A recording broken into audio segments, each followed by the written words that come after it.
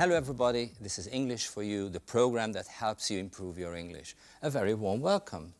In the studio I'll have my 4 bright, intelligent and talented students from Fazekas. Kata, how are you? Fine, thank you. Great. Szabolcs, how are you doing? Everything's fine. Good. Victor, how's it hanging? Everything's great. Thank you. How are you doing, Victoria? Fine, thank you. Good.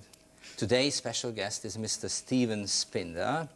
And as you can see, I dare not touch it. Don't touch it. Don't touch it, but this is a camera, and Mr. Spinder, Steven, is a professional photographer, right? But thank you for joining us. You're very welcome. It's nice to be here. And where he's from. We're going to have a short conversation, and I would like you to guess. Again, I'm going to help you a little. He's from an English-speaking country. Steven, hi. What's happening? Everything's fine. What's going on? Good. What's up? What's up, man? What's good for you? Good. All right. And how about the kids? Kids are great. Good. My kids? Oh, don't get me started. Don't get me started. So, any ideas? USA. United States. Can we go a little closer? Can we? What's up? What's happening?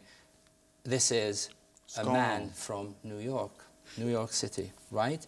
In films, I've seen a couple of times that people, especially cab drivers, are very, very impolite. Is it just a stereotype? Is it a myth or is it the truth? Oh, I think it's the truth. They shout at you or what?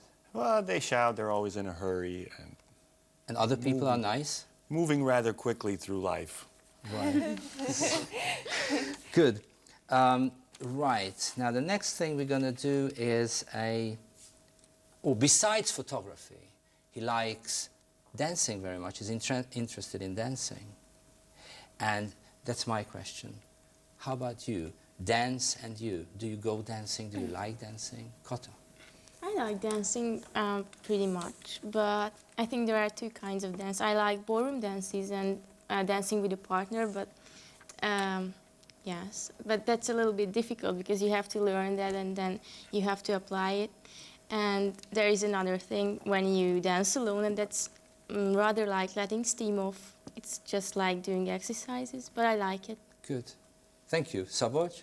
I have just joined the dancing course recently. It's a ballroom dancing course, and I like dancing very much. The problem is that sometimes it's hard to find a partner on the starting course, but if everything fits, then it's good fun, I think. Good. Right. Oh yes, and jump back a little to your first period before coming to this area. Look at this photograph. You used to be a commercial photographer, is that true? Actually, the one on the left used to be me. This one? Yeah. Right. So what is this photograph about? Well, this is a picture of the old and the new uniform in the U.S. Army. And it was, again, a few years back when they were doing a big publicity campaign to get the young people to join the Army. Right. Okay, so you were taking pictures, commercial pictures, and also you liked going to dance camps, is that true? Mm-hmm.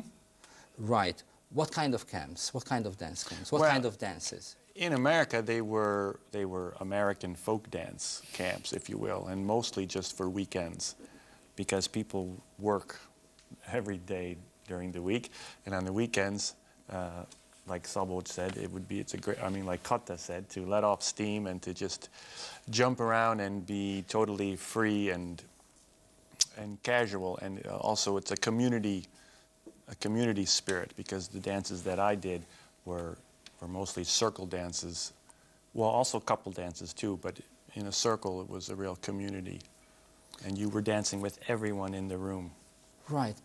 Thank you very much. So I'm going to sing you a song because I've learned somewhere that there's a dance going with this American folk song, and Steven might help me. What kind of a dance? And the title is Skip to My Lou. Skip, skip, skip to my loo, skip, skip, skip to my loo, skip, skip, skip to my loo, skip to my loo, my darling. Lost my partner, what'll I do? Lost my partner, what'll I do? Lost my partner, what'll I do? Skip to my loo, my darling.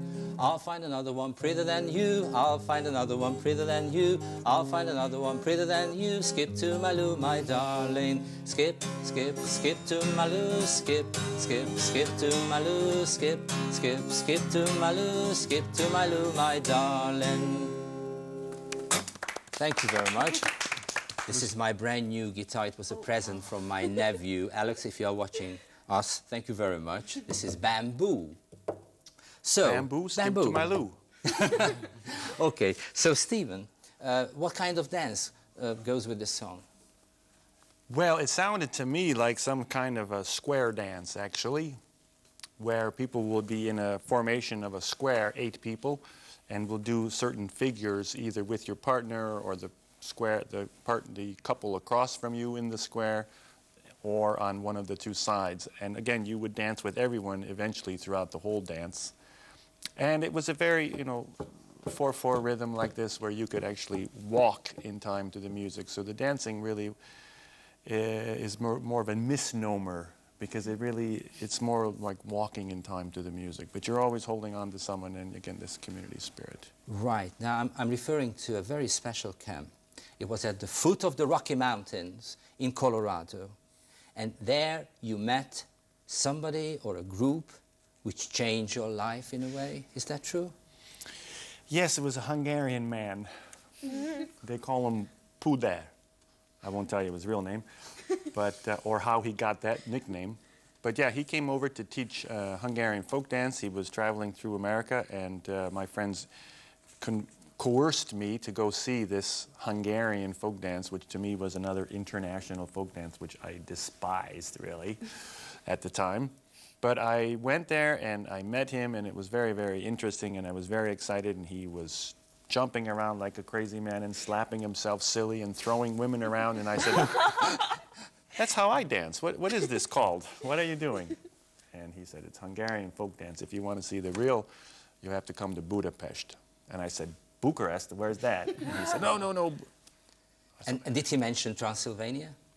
He mentioned that the original dances had, and the original And when he mentioned culture. Transylvania, you had Count Dracula on mind? Oh, of course, of course, like a lot of Americans or people west of the Atlantic. Right. Okay, we're gonna see something, and I think this is a recording from 1968. I think in English it's called Lads Dance. Can you translate it back into Hungarian? What? Lads? Legényes. Legényes? Legényes. Is it the kind of dance you experienced in Transylvania? Is it the kind of dance that enchanted you? So would you roll the tape, please?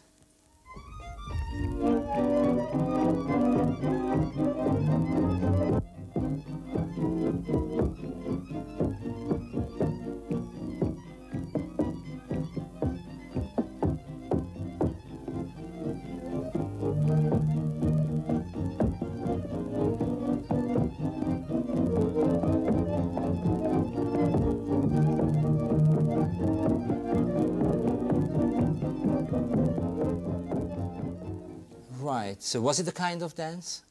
Yes, exactly. So it's a nice surprise, isn't it? Yeah, but he also had done some circle and line dances too, mostly circle dances actually, to get all the people involved. Right. Stephen has an exhibition called 10 Years in Transylvania, and I'm holding the brochure right here. And we're going to have the first picture from this exhibition, and I would like you to describe this picture. Yes, over to you, Kata. Dance and photography. And I'm going to say it again. Dance and photography. It's a strange combination. Would you like to talk about this picture? And this picture is very special, I think, because you caught that very moment when they are all up in the air, and they are dancing a kind of circle dance, and they are wearing folk clothes. Is it called folk clothes? Yeah. Costumes, national costumes, folk clothes, national costumes, right? And they are all boys, so it might be a kind of legényes. In English? Let's dance. Excellent. Good. Well, and they are wearing hats. And those kinds of boots, that is very specific. All dancers, folk dancers, wear these kind of boots. Right. And would you like to talk about the bottom half of the picture, which is very interesting? Yeah, it's interesting because you see the shadows of these flying men. Good. Thank you very much, Kata. Over to you. Have you got anything to add to this fantastic description? No, it was perfect.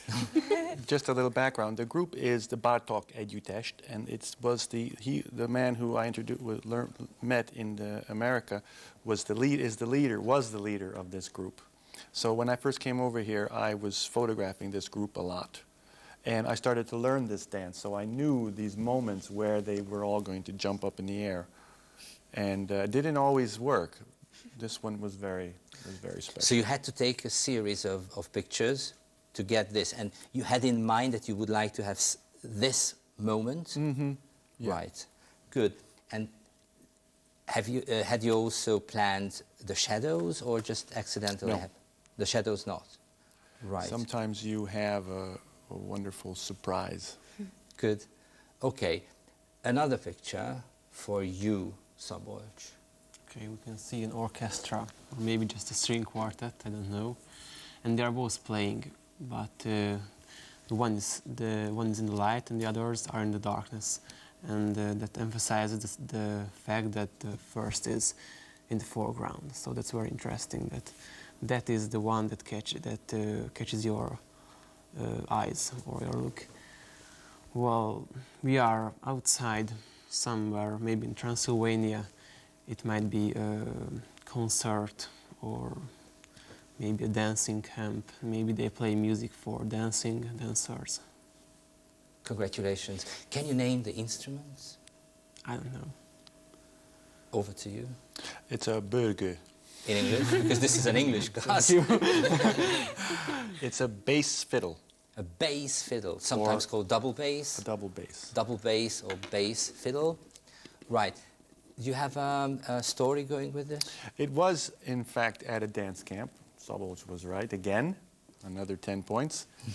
Photographically speaking, the sunlight was shining on this one instrument there. And I knew that I could expose for that light that was on there. And there wasn't as much light falling on the people who were standing over there in the shade. So it didn't quite look like this in the real life situation, but I knew it's called pre-visualization. You can sort of visualize what the exposure will be, what an exposure will give you, which results it will give you. Would you repeat the word, please? Pre-visualization. Pre-visualization. Don't nice ask me to say word. it again. Good. I didn't make that up either. That was it. Right. So you mentioned that this picture is very interesting photographically, right? You have your camera here. Yes, I do. Would you introduce your camera? Would you show us your camera? Well, I can't touch it really, Victor. So what are the important elements, parts? Well, there's two important parts. One is the body of the camera, which is really just a light, tight box. A box? A box. A sophisticated box with computer chips and other devices inside. And the lens, the optic. And together, they record light, they accept light, and they expose film at a very, very short amount of time. And you have a picture, hopefully. Hopefully you have a picture, but that's not easy because we met a couple of days ago and I'm not very good at understanding technical details and Stephen was able to describe it so simply and I had a sense of triumph because I could understand everything and I want him to repeat this. I copied what you did. We were sitting at a table and drinking beer, if I remember well. Right, so we have this spigot or tap. We have a bathtub or bathtub. Depending on where you're from. And we have a drain. And we have water. So what is this? And how can you compare it what's happening inside the camera? What are the blue spots? Are those tomatoes or tomatoes? No. All right. Well, I explained this to Victor the other day while we were drinking coffee. It was beer. Right. And I explained very simply that if you can think of the camera as with two basic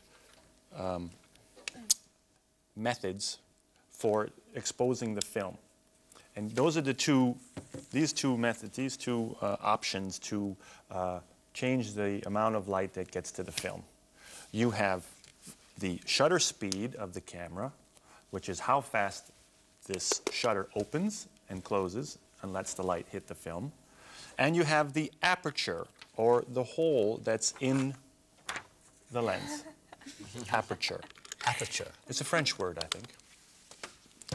The aperture, again, you can open it or close it. You can make it bigger or smaller. Obviously, if it's bigger, more light hits the film. If you think of the spigot as the shutter speed, so how fast this curtain really closes and opens in the back, and the drain as the aperture or the hole, you can adjust each one to keep the level of the water the same in the bathtub. The level of the water in the bathtub is equal to a perfect exposure. Because that's really what you're looking for, is the perfect exposure, the optimum exposure. See? That easy. I can see that you have the same sense of triumph as I experienced a couple of days ago next to 2 cups of coffee. And a beer. Right.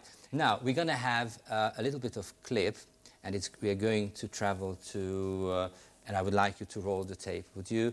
We are going to travel to Székelyudvarhely, which is in Transylvania, and this is one of the oldest workshops. And this is a photographer's workshop, and we're going to see a very old camera. And in the good old days, you had to pose for the camera for, I don't know, for 30 seconds. You had to smile, or you didn't have to smile, just you had to keep your posture. Perfectly still, as if there was a stick up your back and you were tied to it.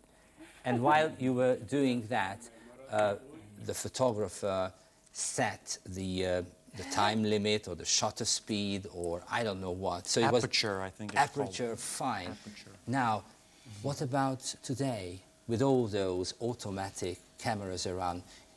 What about the craftsmanship, the skill? You don't need to have any special skills for photography, or do you? Well, certainly photography is, if you break the word down, photo and ography. Photo is light, ography is the study. So it's the study of light. The camera that you're using is just a mechanism for recording those Right. images. You still have to be able to see. You still have to be able to compose. You still have to see lights and darks and patterns and... So all you have to do now is to be able to see and capture the moment. That's all. That's all. Fine. Is this camera automatic, by the way? This is automatic. This is automatic. Good. Thank you very much. What should a good portrait look like? What do you consider a good portrait? And we're talking about a general portrait, not a special one. Kata? No. Victoria? Am I to describe this picture or? First, would you talk about okay. About the? Well, portraiture is a very unique part, a very unique branch of photography, I think. And to make a good portrait, I think it involves both people. But first of all, the photographer has to have a certain rapport or relationship, I think, with the subject. And it doesn't usually develop rather quickly. My first shots in Transylvania, I think the portraiture, like the one that you have showing here, were not as good as the ones that are now, because I've spent much more time with these people, and I speak a little Hungarian now. So it's easier a little. Victor, would you like to talk about this fantastic portrait? So, Okay, so we can see an old man playing on a violin, and we can see that his face is shining because of the happiness, and I think he's playing for some people who are dancing, and he's watching them, and he enjoys them dancing on his music. Good. The name of this gentleman is, Stephen? This is Fodor Sándor, or Shoni Bácsi, but we call him Neti. Right. He's one of the oldest surviving primás fiddlers from Kalatozseg. Right. In this brochure, I've read a sentence that is going to come up pretty soon on the projector. The works reveal the still powerful vestiges of cultural tradition, vestiges, marks that, small amount of things, marks that still shows that something formerly existed. Why is it important to take photographs of traditional things in Transylvania? Mm-hmm. Well, especially in Transylvania, because the cultural effect of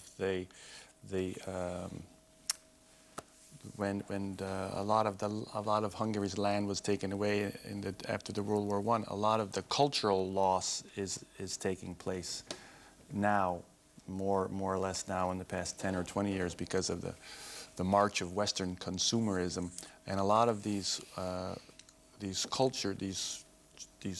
traditions are being swallowed up or slowly eroding, being taken over by TV and Discovery Channel and whatnot. So I think it's important to maintain this and to keep it alive. This is a fantastic exhibition, and this is the cover picture you chose for the exhibition. Why have you chosen this picture? Well, this picture, to me, this is a very, very recent photo too, Easter last year, not this year, but last year. And it really, for me, it says the preservation of the culture. You have the old and the young.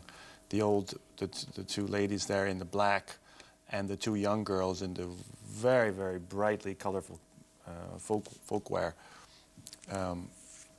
It says it all for me in one sentence. It's a very, very, very beautiful picture. Now we're going to have the last picture we're going to analyze, and then we're going to see a couple of others. But the last picture, and you're going to see just the bottom half. And Victoria, over to you. What's happening, and how do you imagine the top half? I think, well, in this picture we can see women. You can tell because of the skirts. And I think they are wearing their Sunday best. And I have this image, so they must be coming from church when the whole village gathers and they gossip a little and talk about Excellent. everything. How old do you think they are? I think they are middle-aged. All right. Could we have the top half of the picture? And I think it's going to surprise you, because there's a sort of very interesting connection between the top half and the second half. At least I was very much surprised when I first looked at the photograph. So what is surprising, Victoria? They have all these modern umbrellas, and it doesn't fit into the picture. Right. Good. And maybe you can't see it very well, but they are all very young and very happy. It's an excellent photograph. I mean, it's really, really wonderful. Now, what we're going to do is we're going to see 12 pictures from this 10 Years in Transylvania exhibition, and I would like you to choose your favorite. So could we have the 12 pictures and fantastic music in the background, Sebestyén Marta music in the background? So could we have that, please?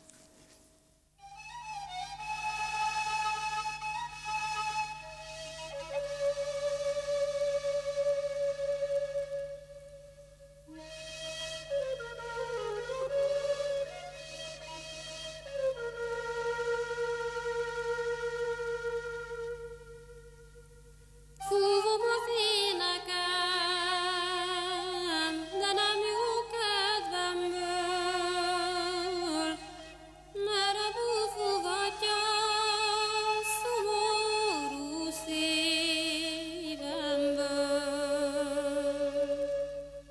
Merre búfogatja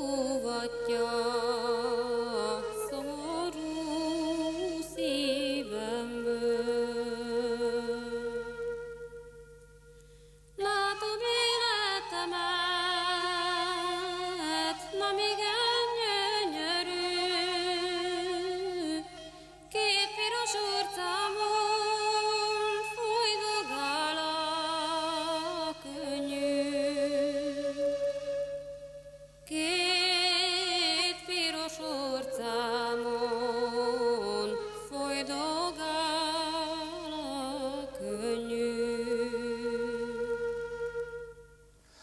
Right, so this is an exhibition at Vármegye Galéria, and it's a travel exhibit, a traveling exhibition, and it's going to be where? It's at Vármegye Gallery on Vármegye utca, 11-es, and it's up until July, but the show also will move on to Washington, D.C. and to New York, the Cultural Center in New York, starting on May 2nd. Fantastic. Good luck to you. Thank you very much for coming. Thank you, Vidke. Bye-bye. See you next week.